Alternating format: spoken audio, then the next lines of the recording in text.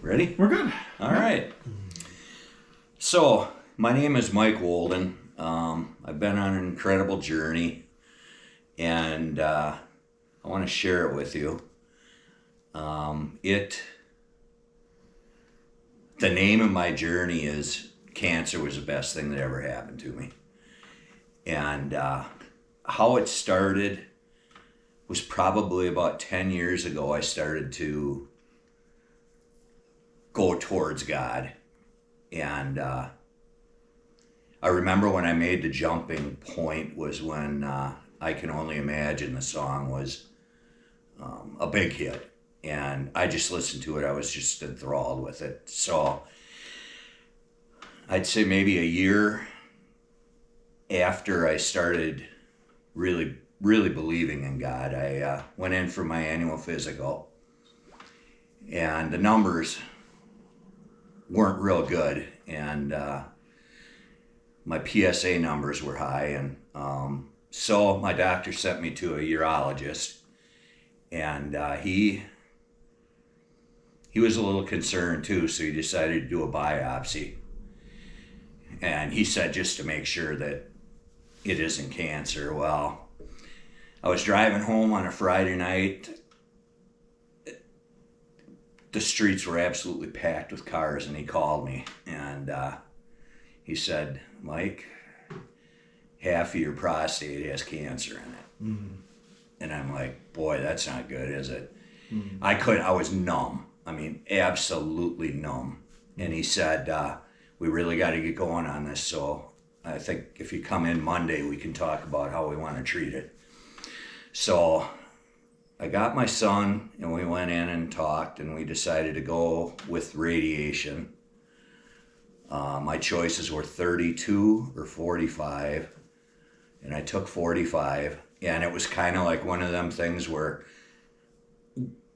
when it got done, life would be good again. And so I went through them all without a lot of problems. And my numbers were good again, and kind of thought life would go on. And every 3 months I had to go in. And 1 year after I was first diagnosed, it came back really hard. Mm. And the numbers were unbelievable.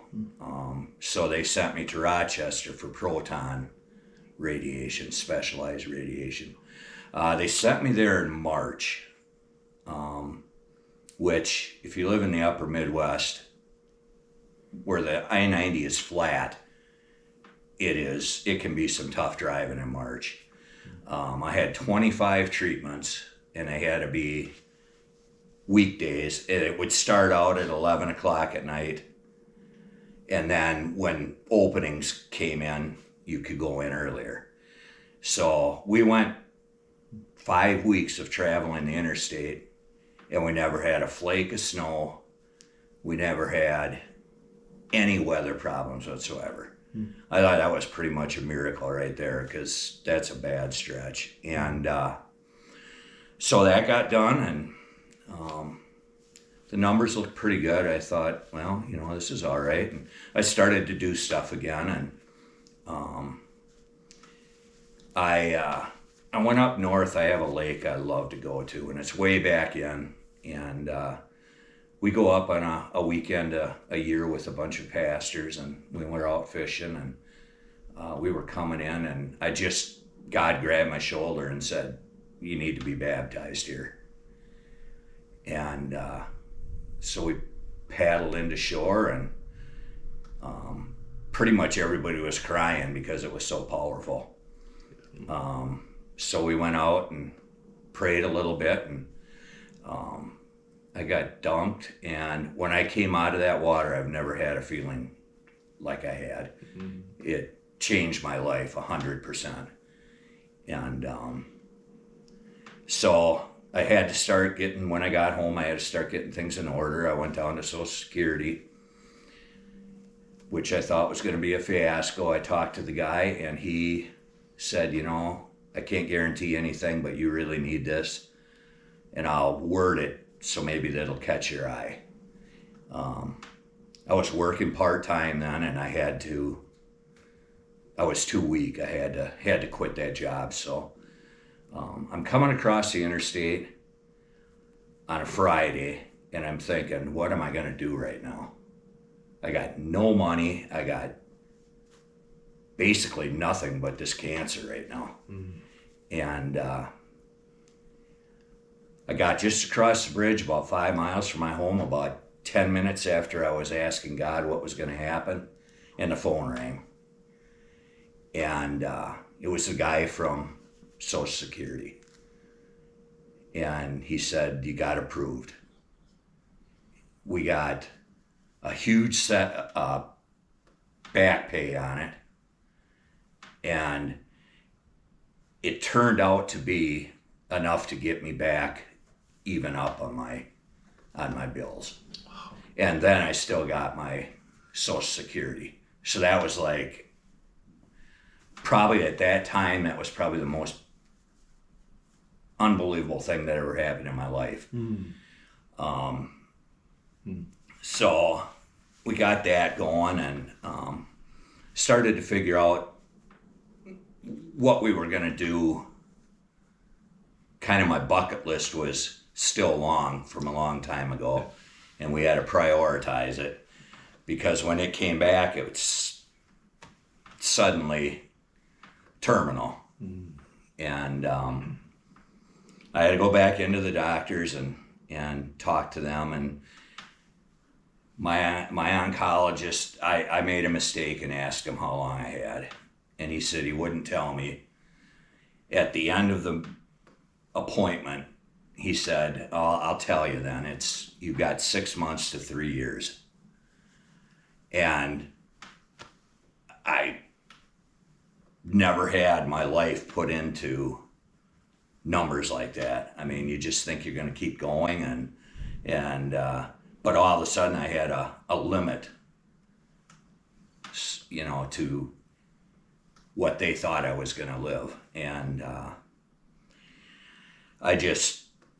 we went over to some friends and we just cried all day. It was absolutely the worst thing that ever happened. And so we got to getting things done, and the cancer came back again. And they said this would be an ongoing thing. They're giving me medicine to treat it, but they can't cure it. Is that like the second time it kind of came This back? is the third time. The third time? Yeah. Wow, okay. And we talked to the doctors in Mayo and Rochester, and they had another radiation treatment they could use on me that was basically like a big x-ray machine, but it pumped you full of radiation. I mean, like 10 trips worth in each one.